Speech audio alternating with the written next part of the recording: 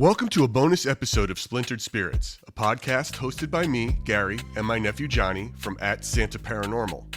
The following is from March 6th and was our first of many weekly live broadcasts where we recap the pod and answer questions from the audience. Be sure to like, follow, and subscribe wherever you get your podcasts and at our website at splinteredspirits.com so that you don't miss the next live or our next episode. Let's dive into the conversation. It's over. Now, here's the thing, dude. It's like now we're live. Yeah, we're live right now. It says we've been live. We're live 47. in the world. Yeah, that is wild. I mean, look, guys, what we're going to do here is we've got episodes 5 and 6 dropping on Tuesday. We have already dropped episodes 1 through 4. And if you haven't watched episodes 1 through 4, I'm guessing anybody who jumped in the second you said you were live has seen it. Yeah. But the whole You real better thing have. here, right? I mean, come on. What are we doing here? This is for you guys.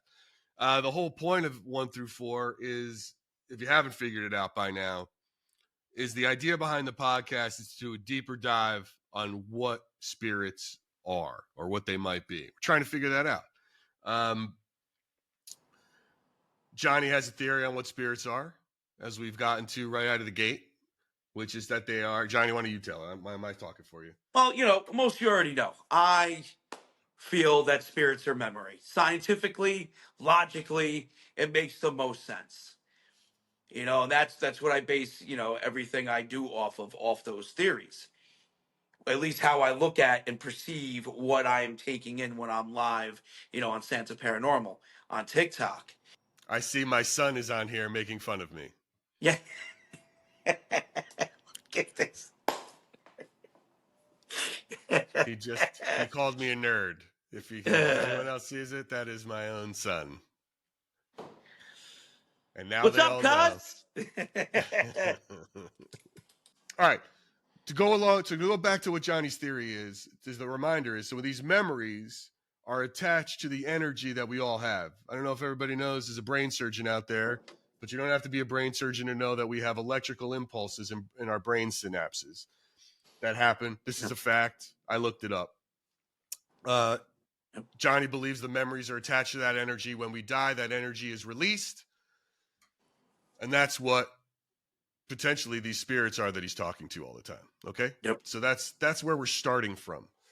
The first 3 episodes were really just me sort of getting a little bit of a handle on that and seeing what John does, other than beyond just what we've all seen him do live on his TikTok. And he took me to 3, we were in the cemetery for one. The first one was just an intro, the cemetery for episode 2, and then we were in the fireplace room with the wonderful Edward for episode 3. So, Rich, realistically, what was your initial reaction to not even hearing the spirits? Because again, that could just be, if you didn't know any better, it could just be pre-recordings. It could just be, me hitting play on something. Once you started hearing the interaction for the first time, what was your initial reaction to that? Well, it's hard. Here's where it's hard to say what the initial reaction of hearing spirits for the first time was. It really wasn't much. What I was most impressed with was the fact that the personalities in the locations matched what you said they were going to be. It was like, listen, we're going to go to the fireplace room. This ghost is, a real pain in the ass. He's going to make fun of me a ton. And when we got there, he did make fun of you a ton. Yeah. And I found that to be like, and that doesn't, and the fact that didn't happen in other places that's the weirdest thing to me. Like that was wait a second. Yeah. What's going on? Like, yes, every time you're in the fireplace room, you got this guy who's calling you an a-hole, or he's making fun of your weight, or he's calling you poor. And that is not as prolific. That doesn't happen everywhere. It has happened by others, but the voice was the same. Yeah. And the insults were the same. And that is strange. So I want to dive into that real quick too. Key thing you said there, the voice is the same. The spirit he's talking about, not that everybody doesn't know. Everyone that's in this chat right now knows exactly what we're talking about. We're talking about Edward. Okay. When I run that app is called GhostTube. When I run that, it's on the dynamic setting.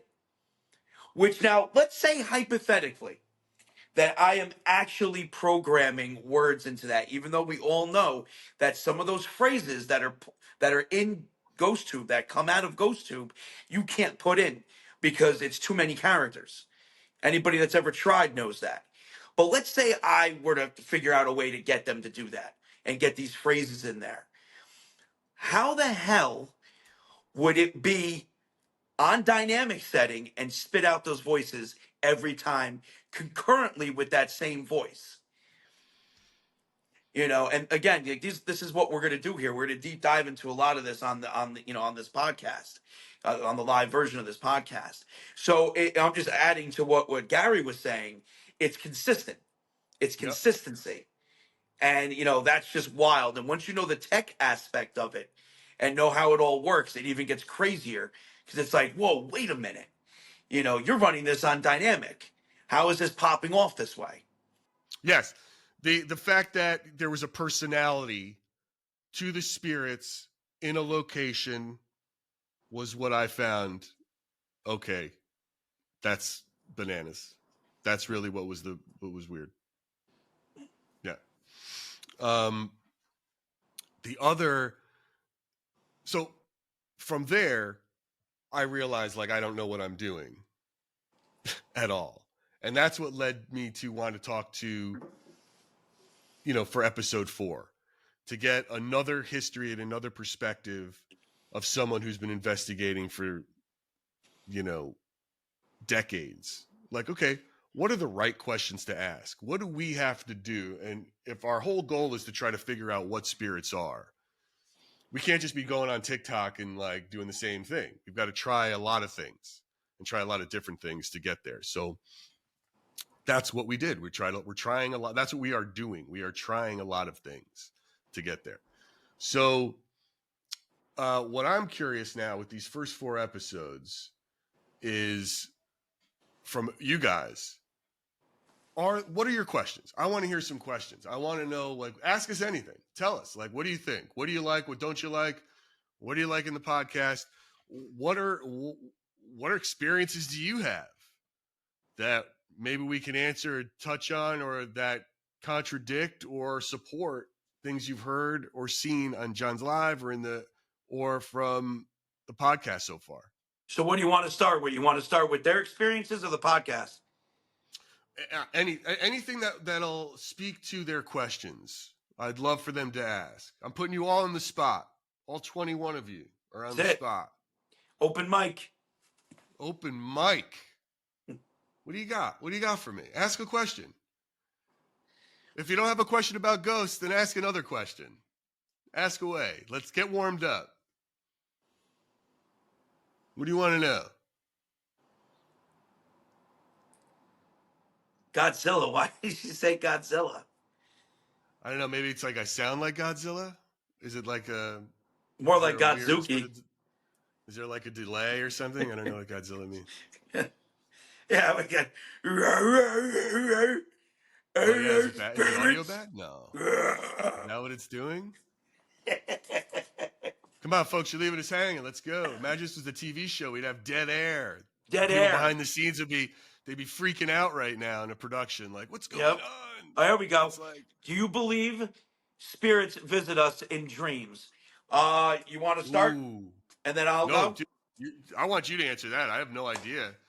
So I don't believe they visit us in dreams. I believe actually that their energy of the spirit that resonates with us is more communicative with us while we're sleeping. So I don't believe now hold on. It's not 100%, black and white. Could there be spirits that visit us in our dreams? Another reason why I didn't want to use my am I back? You're back. Okay.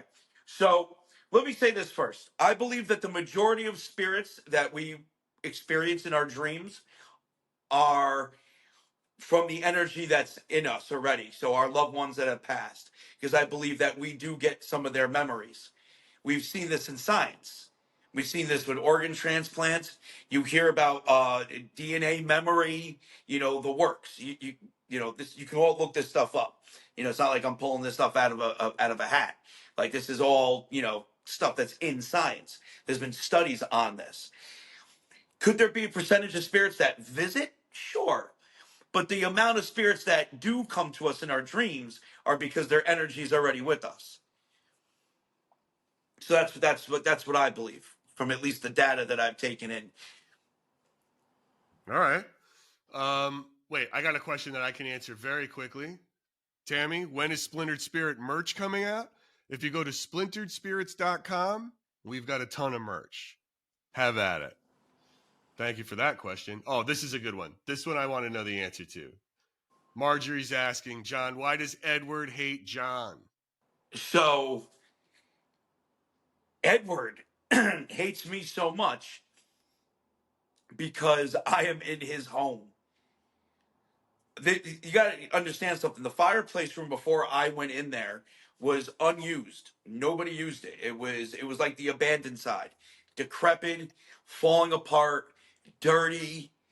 It was just left alone for decades. Decades. This spot was, undisturbed. And then all of a sudden I came in there and I started doing an eBay store out of there.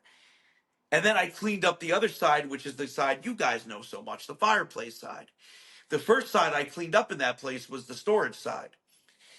So that just pissed him off. And that's why. That's what started it. Once Edward realized, holy shit, like, this is live. There's people that are talking to him. There's people that are hearing me. He just took it from there and went friggin' ape shit. you know? John, someone here is asking this question. I don't know what this means. So QDE? Yeah, you see this? Yes, I do. Both on what is QDE? So, first off, QDE is a term that I coined. All right, and it's a theory of mine, and it's based off Thomas Edison's theory of life particles and life units. The theory is called quantum device entanglement, and that's basically when spirit particles from one area are reacting with spirit particles in another area, and they're doing it through the device. So basically, the fact that somebody's watching me, or in this case, us, right now, and they're watching through their device, the spirit particles here through quantum entanglement are reacting to one another. With that said, is it hail-like dimension? I have no idea if I experienced that. I don't know how to answer that, I guess. So, how would I know if I've experienced it? The common experiences, the very common, are headaches, feelings of uneasiness, nausea, things like that. But those can also be explained through other means as well, obviously. Then the more extreme are nosebleeds, getting, hurt, passing out, things of that nature. The entities that you have in your home, because everywhere is haunted, start acting up as well. Almost like they're being affected by the stream you're watching. Or is there something going on with those symptoms that I would know, like, this is not just a headache because I'm dehydrated. This is a headache caused by this? What would be because every time you log on and watch, you would experience it. Well, I always say, listen, QDE, you back out, you come back in, it severs the connection, but always make sure you're hydrated. You're eating properly, you got enough sleep, all these things that could cause the symptoms that you're experiencing before you go, oh, it's QDE. If you had a stressful day and all of a sudden you're watching my loud ass, even if you enjoy watching me, I'm still a stress factor for you. I'm still a stimulus for you. It could be just my very voice and my loudness affecting you, So I always say, hey, listen, There could be other factors that cause this. But if you know for a fact that it's every time you watch me at a certain location, then it's QDE. And you got to back out and come back in. Don't back out and leave forever, because then you're never going to build a tolerance to it. And that's the other thing. People have built tolerances to it, which is wild. That is wild. Yeah. All right. Well, I will look to answer your question. It's a long way to go. I'll have to pay more attention to those symptoms, Hale, and see if that's what I'm experiencing or not. It's hard for me to tell. If you see me looking to the side, it's because I'm reading your things. I'm trying to go down the whole Me too. list. You guys, I love it. I love that you're asking me things. Lori, you asked if the doctor I want to know the doctor on the last episode is wrong. Wrong about what? Yeah, wrong about what? I mean, it's like, here's the thing. He's been doing this for 40 years. He's got thousands of investigations. And when he saw what John can do and what I showed him what it can do, he gave me a list of things that he would do to find out an answer. He didn't have an answer one way or the other of what John is doing. He's basing his answers on his experiences. What John is doing is relatively new. When you're looking at a 50-year history of this guy's thing and John's 4 or 5-year history of doing it with, apps didn't even exist, for that long of a time.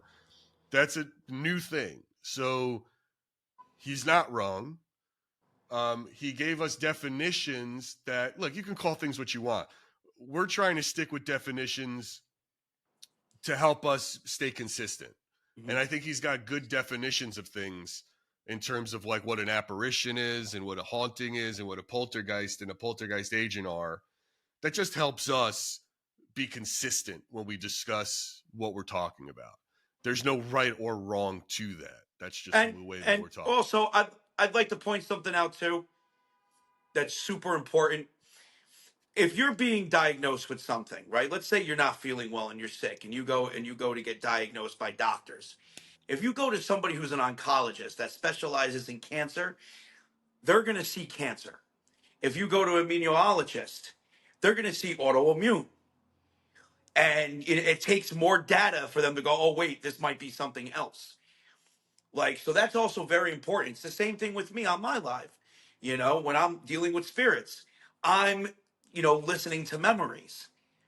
So that's also very important, going to this doctor who's been doing this for decades. He has his data. He has, what he is basing his scientific method on. And these are the perspectives that we want on the podcast. His name's Lloyd Auerbach, and you should check him out. Read it. Yeah. Read, get other perspectives. I mean, he knows what he's doing. By the way, all right, you ready for this question? This is from, I recognize this name because she's a champion, but it's like she's clearly smart. Are you ready for this? Look at this. Yeah. If spirits' memories are a transfer of their energy, first law of thermodynamics, do they lose memory because their energy becomes disordered?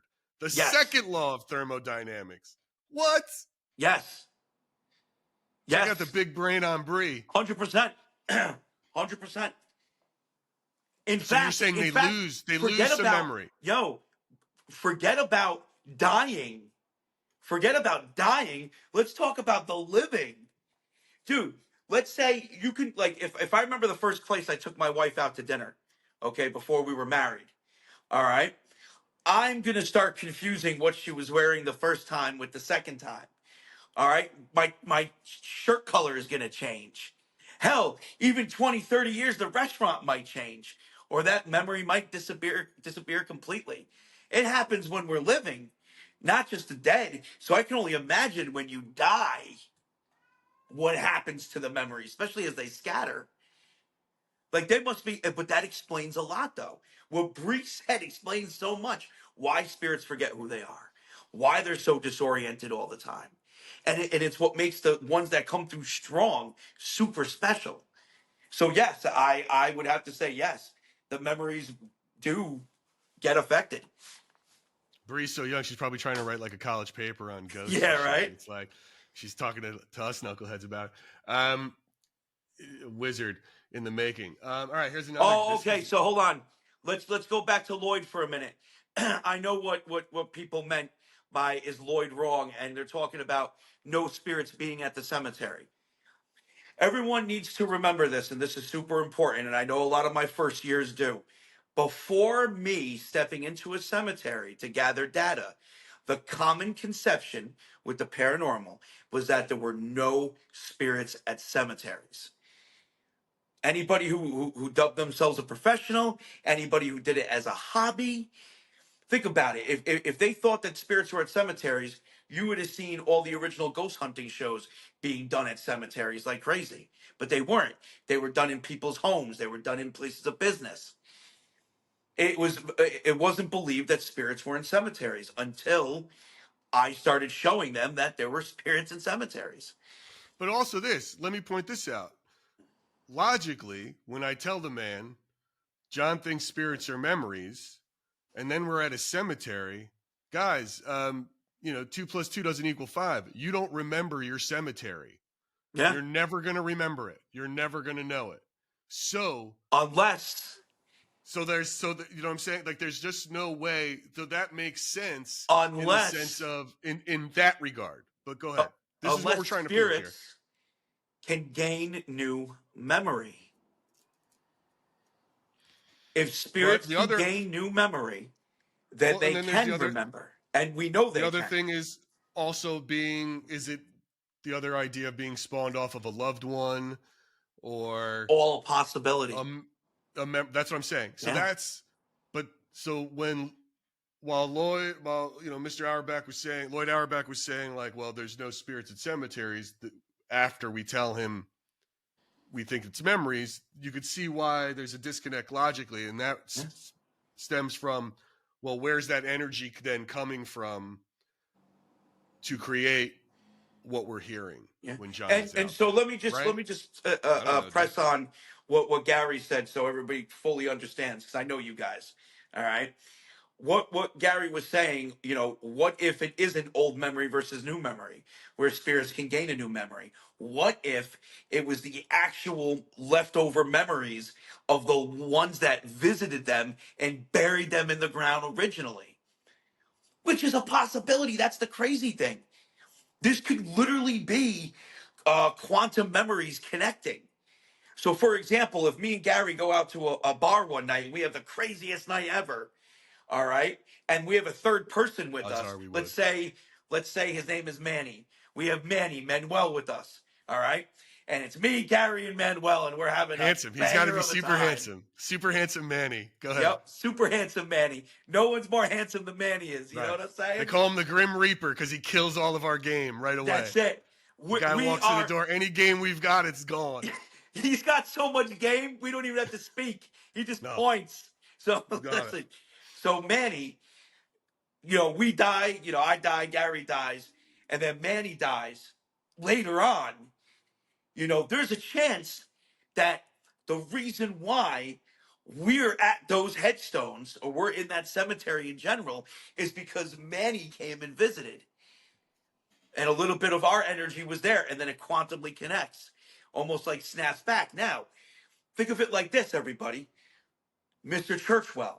He's the most recent spirit that left for a super long time and then came back. Where did he go?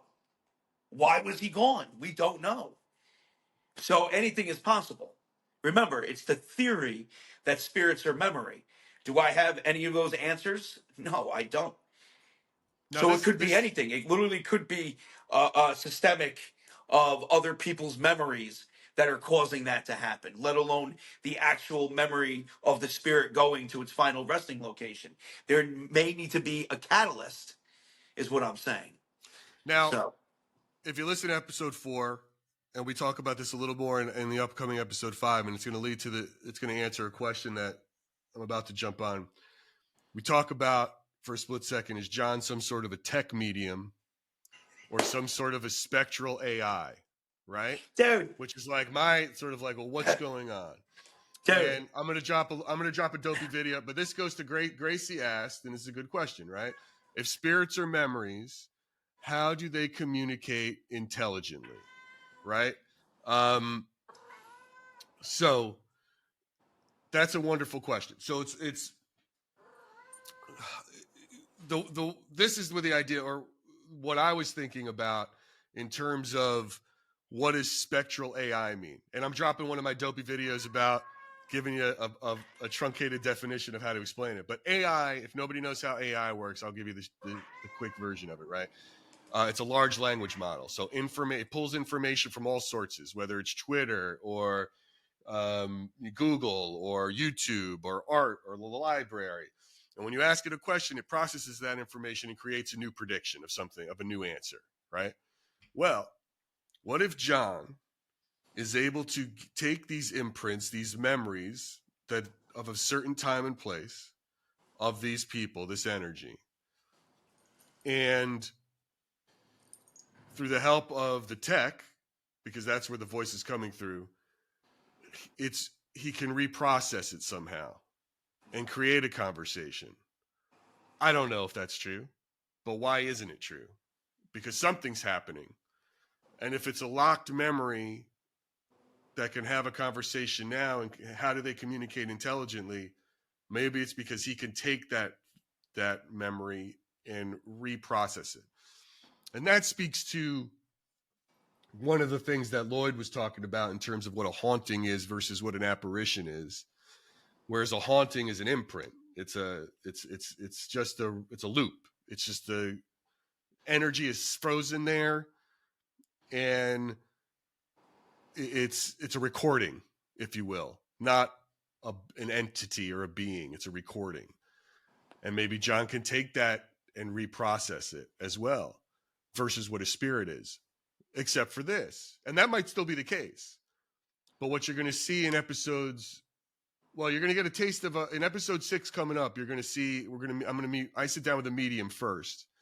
But then when John sits down with that medium, and this is one of Lloyd's tests to bring in a medium, what's there? Kathy also feels the spirits in what they are. Do you want to jump in on any of this action? You want to get in on some of this? Sure, I would love to. You guys Go know for I it. have my theories on, the basics, like, let's talk about, the recording, if you will. Like, listen, one big trope with the paranormal, and unfortunately, even the scientists that dive into this get caught up in, is the term energy. Like, energy, like, energy has an explanation, like, you need, like, for example, you hold a lighter to something, right? And that item, if you hold a flame next to something, now on top of it, what happens? Convection. That energy heats up the item next to it. Like, you can explain the energy. So there's been no actual explained reasons why recordings would happen. Right? That's where the disconnect is with that logic, with all these things. So I have my own theories on that, obviously. You guys know that. I feel that we can interact with these recordings, that they're more than just recordings. They are loops that can be broken, which is one of the reasons why a lot of the time spirits are like, yo, this is like a dream when I'm talking to you. Because they're stuck in that loop. And then all of a sudden you're interrupting it. However, the tech medium thing, that was a joke of ours like last year. Like, I literally would like joked around that I was a tech medium because everybody knows my disdain that I have for mediums. I have a disdain for them, big time. However, there are people that have a gift. And the unfortunate ones that claim they have a gift make the ones that do seem less believable. But the medium that we have coming on to Splintered Spirits is awesome. Johnny, Awesome. I want to jump in here with something to show everyone, because Cool. they're gonna get a taste of Kathy in episode 6. And Kathy gives me a reading, guys. And Now this is not in the episode, right? This is I don't private. remember if this part made the cut, but it's good because then it'll be new and everything stays new and they won't see anything Okay. twice. But Kathy gives me a reading, and she talks about my older brother, John's uncle, who passed away. I don't want to bring the party down, but let me jump in on this clip real quick with you guys.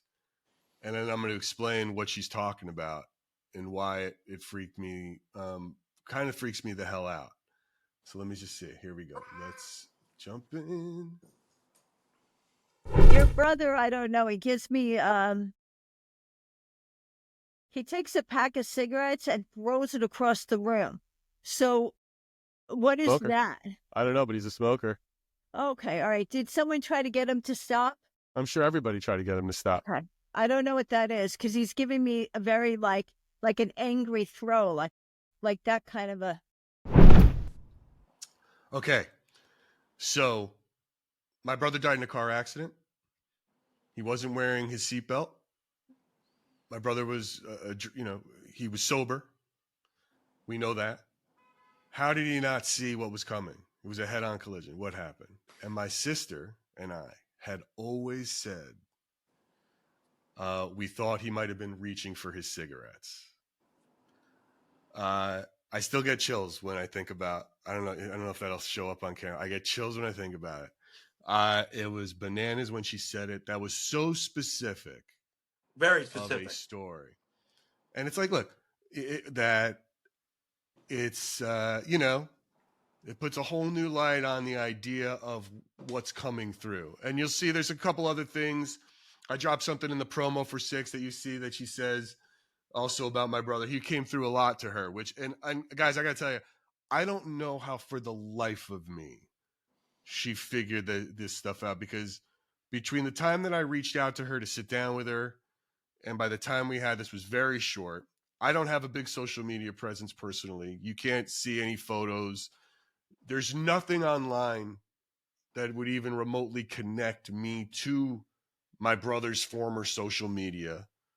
I just don't know how you would connect those dots, especially some of the things that she said. It was like, so it's like, look, it's weird. It was weird, but yeah. We had a couple of those instances with her. I don't know if the whole nativity part came into it. I think I might have. I don't know if I got into that because we had nowhere to go with it, so it didn't have a resolution. So I didn't know if I didn't really Yeah, dig in. But that's just it me. was just odd. She said something that resonated with the both of us, and we were like, "Wait a minute!" Almost like we have a vague memory of something from our childhoods that you know had to do with a nativity, which was odd because it made us both go, "Wait a minute." It made us both think. And then I've said this a million times so far on my live stream. I never posted the tunnel. Like I posted the pathway to the hidden cemetery, which is part of that tunnel. But in that episode where me and Kathy sit down, she keeps going on about the tunnel, but she's not saying the tunnel. She's saying like the route, the train tracks, and me taking the train and graffiti, and that's what she's seeing. And around that time, it was shortly after we saw the entity there. So I one of my best captures was there, Gary. Okay. One of my Sure. best captures ever was there. Well, this So is it was let me. Does that? Would you say here's something? Somebody wants to know. Oh wait, that's not it. That's something else. That was somebody we already answered that one. Here, this one. What do you feel is your best evidence you've caught so far? hands down. It has to be the woman at the pathway to the hidden cemetery. What you're Hands just down. talking is that pathway the tunnel? No, these are two different things. No. That's the tunnel. So you Okay. have to go through the tunnel. You have to go under and through the tunnel to get to the pathway to the hidden cemetery. So Got it. hands down, because I spoke to that entity. Of all the things I've seen and I've dealt with, I've never like spoken like face. I was face to face with this thing. Like other things I've chased. Like this was, we exchanged words. I thought she was a drug addict. She looked sunken in, pale. I thought she was an addict of She some asked for your sort. number. She asked for cash. No, she didn't. She didn't.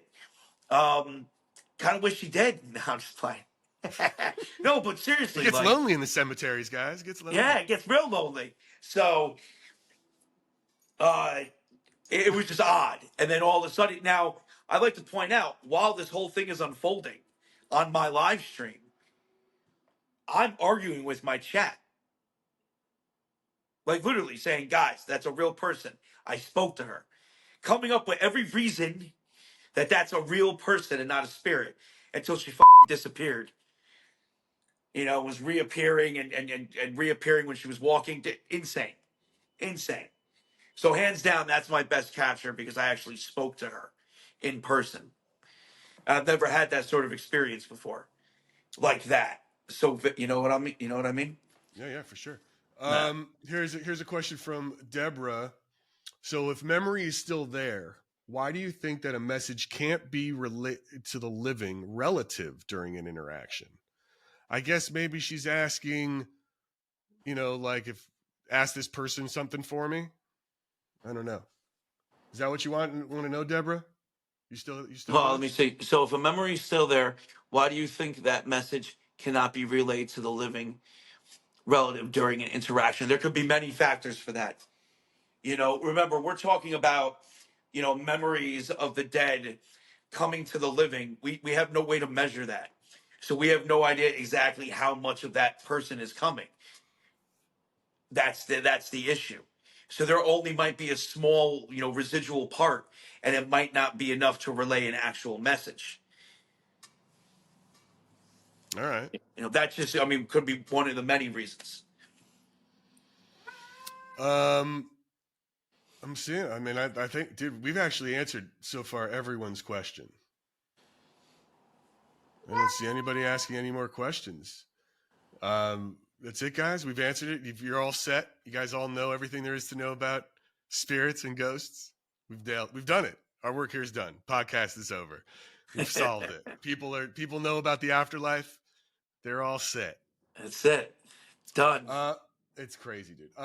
Anyway, that was great. So what are you gonna see next? So you're gonna see John and I sort of recap a lot and talk about this sort of idea of what, beyond that it's just spirits, that John himself is some sort of a conduit, right? So that's where also we're going, and that's also something we're testing. We're not doctors. We're not psychiatrists. We like to pretend we are on airplanes if someone's having an emergency, but other than that, I was almost a psychologist. That's yeah. So, but no, we're not. I should have stuck with it. Here's something from Michelle. Look, I think someone threatened her, but check this question out. Someone threatened her? How can someone that lives in a house with you say they are going to haunt you and they actually do? I feel like somebody threatened Michelle with like, when I'm dead, I'm coming back at you. And now her house is haunted. Number one, Michelle, move. First so, and foremost. Michelle, how long did they live there with you? Was it, if they were there for years, what do I always say? That when your energy scatters, it's going to go to the places you're most familiar with and the people they're most familiar with. So, Michelle, do you have an answer for us? How long have you been haunted by someone? yeah. And who was it? We'll come back to Michelle if she responds. Do you think Churchwell or other spirits who hadn't got to see you for a while will eventually remember you again? So, Jen, that goes into my theory of old memory versus new memory, which I actually have data on. And I've always known it's not black and white. There's, different spirits can remember different things and stimulus and this, that, and the other. But don't forget, there was a cemetery that I disappeared for months from. And those spirits had no interaction with me. And the majority of them forgot who I was. Okay, one of them remembered who I was. That was Virginia, which makes sense because I left a gift at her grave. And I had a lot of interactions with her and her husband. You guys, remember that from, years ago. But one spirit who I also left gifts at his grave completely forgot who I was. And when I reintroduced myself to him, we actually get along great. When originally we did not. He was known as the grumpy one.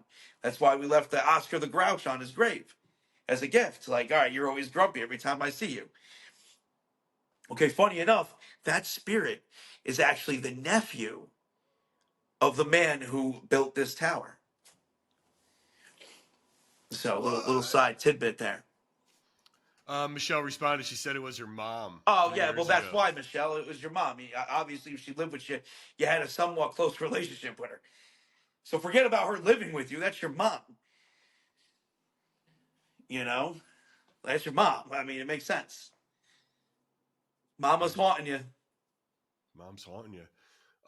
Speaking of haunting, Johnny, do we want to talk about this ghost story that somebody submitted to us online? Yes. Guys, also, Yes. as a reminder, if you have a ghost story or evidence, go to splinteredspirits.com and tell us about it. Upload your photos. You can let us know and we'll cover it. And I'm going to cover one. We're going to talk about one right now. And I'm not going to read this whole letter, but this comes from one of our esteemed sort of fans. Where did I put that photo, John? It's like, all right, this comes from Jen Brown. All right, I'm going to read this a little, Johnny. Listen to this. So she's always been fascinated by life and death. And when she was little, she said to her nanny, that's their grandmother, not some kind of nanny rich people have. Okay. LOL. That's all from her. So her grandmother says, when you die, will you come to visit me to let me know there's more after? So this also speaks to our question we just got. So she would always say, Jenny, if there's any way I could do that, I promise I will. As I got older, my bravery waned a bit, and I said, Nanny, I changed my mind. And I don't want you to popping up at the end of my bed scaring the crap out of me. Can you give me a sign or do something else that will let me know? Again, she told me if there's any way she's allowed, she promised she would. Anyway, she lost her grandmother on October 6, 2009. Her family gets together for Thanksgiving. And apparently, people are all about the house, and they left the house. Look, she went downstairs to this room that she's claiming nobody was in. And then she saw this, and I'm going to share this with you. Share this with everyone, guys. You're all in for a treat. There we go. There it is. Okay. That looks like a footprint. Would you agree or not? Yes. Okay. And she's saying, she goes on in her letter that they measure the size of this footprint. I was about to ask that. And it does not match anyone. He said it was about a 5, size 5. No one in the house is a size 5, and that was about the size of her grandmother. Wait, so her grandmother was a size 5? Yes. Okay. She was alive. So it's like she's saying, and it's the only one like it that was there. There was no other water, no other marks, nothing. Just that. Just that. Interesting. Now, she thinks that that's her grandmother, correct? She's wondering if it's some sort of a physical apparition. Yeah, So that goes into what I wanted to say to Michelle before we moved on to the next thing. If I had more to say to Michelle. Michelle, and this applies to this footprint. Michelle, how do you know that that was your mother that was haunting you in your house or apartment? And how does the person who submitted that picture know that that was her grandmother? Because it was a size 5. Was she the only person with the size 5 footprint ever to exist in the world? And how many people, and what's the history with Michelle's house? You see where I'm going with this? Right. Do I believe that with Michelle was being haunted? Yes. Even though I don't have all the details, I'm going to take it on faith that you were experiencing things that you couldn't explain. And the same thing with that footprint. I'm going to take it on faith that that wasn't fake, that this is a real, genuine experience. But from all the information, all the data that I'm getting, I can't say that that was her grandmother. This is not enough information. Something there, yes. Especially if the water got turned on by itself, things like that. Even though water getting turned on by itself can have a scientific, actually a technical reason. It's because the faucet starts going bad, which happens with certain types of faucets, especially the cheaper ones. But still, regardless, if it was a spirit that turned on the water, if it went into the water for whatever reason and then came and left that footprint, there's no way to tell that that was actually her grandmother. The same way there's no way to tell that the spirit that was haunting Michelle was actually her mother. That's something that she's going on because of her connection with her mother. I'm going to haunt you when I die. And then all of a sudden she's getting haunted. Of course, you're going to be like, oh, yeah, crap, that's mom. It might not have been mom. Same thing with this footprint. That might not have been your grandma. That could have been somebody else. So I just wanted And- to add that in, how they both go and together. it's true. And you see what John just did there, folks, by the way, is exactly what Lloyd is doing when I show him John's stuff. This is how it works, guys. This is how you study and learn. You say, not sure, I need more information. This is how Yep. it all works out. This is what we're all trying to do here as we try to figure out what spirits are. Dare I say that maybe we try to figure out what happens when we die? Now let me add this too. I don't know. guarantee if Lloyd watched a week of my lives and saw it firsthand and saw it live and saw it happening, or maybe even went with me and watched it go down, he would have more data. Of And course, he would, his- that's what he wants. Yeah, he would love it. Like they all want to see it in person. Yeah. Right, because as you know, everyone is skeptical of what's is especially with devices. Mhm. I Everyone don't blame is him. very skeptical of devices, and it's like, is it this? Is it Yeah. that? Is it pre-programmed? Is it a thing? Blah blah blah. That's just the way. That's just how everyone's going to be, right? Especially with Well, Gary, I'm skeptical of the devices myself. That's why I don't say the spirit's name when I approach a headstone. I personally think that a lot of these companies, no matter whether you go with GhostTube or Necrophonic or Spirit Talker or Transcendary or any of them, I'm convinced that the code that's written in there does allow some talkback. So if I go up to a grave and I go, "Oh, that's Mary. Hi, Mary. How are you today? Can you talk to me?" That there's a chance that the spirit box is going to say the name Mary, which is why when I go up to a headstone, I'm like, "Spirit, may we have a conversation?" I call the spirit a spirit, which a lot of people don't like. They find it disrespectful, even though I'm not coming from a place of disrespect. I'm coming from a place of logic. I'm saying, okay, I willingly know I'm using this device, and I know this device is infallible. I know this device is fallible because it's made by humans that want to make money. So even if they figured out the technology, hey, this works, but how can we make it better? Oh, let's add word prompts. He says a name, there's a 1 in 5 chance that the next thing that's going to come out is going to spit out the name. Very well aware of that. Very well aware of that. So skepticism is good you got it. and important. You got it. Well, look, John, I think we should start wrapping this thing up for Yeah. our first live. I think it went great. I'm hoping. Look, we're hoping to do more of these. We're hoping you guys watch the podcast. We're hoping you tell other people to watch the podcast or listen to the podcast. Follow us on social. We want your questions. So hopefully we'll start doing this in between drops to answer questions, see where we're going. We got a lot of fun stuff coming. I mean, we got Kathy for 3 episodes, really gives me a reading, gives John's a reading. We take her to the fireplace room. These are all super fun. Episode 8 is really like, there's a lot. It's fun, man. It's crazy. Yeah, it is. We It introduced is. Kathy to Edward, and it works out just fine. You get a lot of fun stuff in that one. And we're moving forward. We got a lot. We're planning a lot, certainly in success of this project if it works. And we hope you're along the ride with us. Yeah. Through all the kinks as we work out the tech, and as we try and as we grow and get bigger, this will be simulcast more than just on YouTube. We'll be able to simulcast it to TikTok and Facebook and Twitter and whatever makes you feel more comfortable.